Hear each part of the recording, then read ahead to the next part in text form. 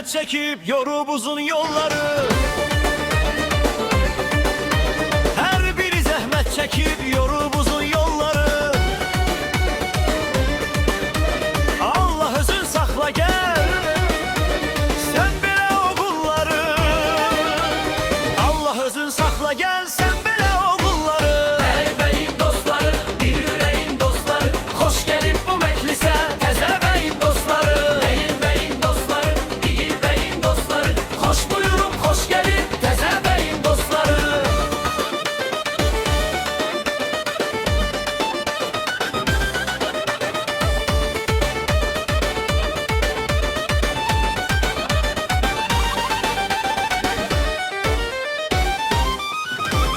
Bir-biriyle ürəkdən can eşidib can deyər. Hər bir dost yolunda canını qurban deyər.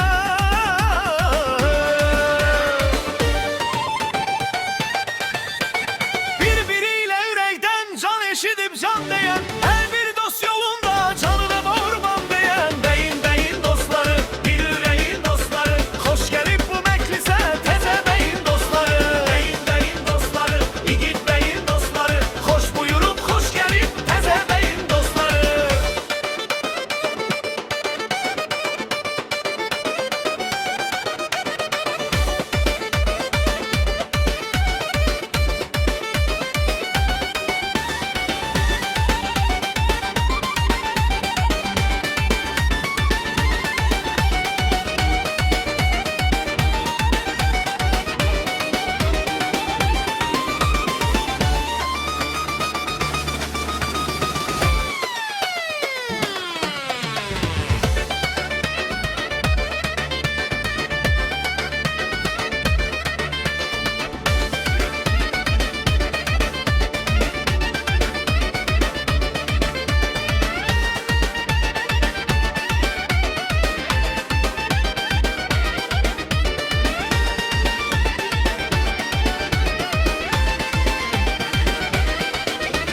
Hər biri öz xalqına, öz elinə bağlıdır.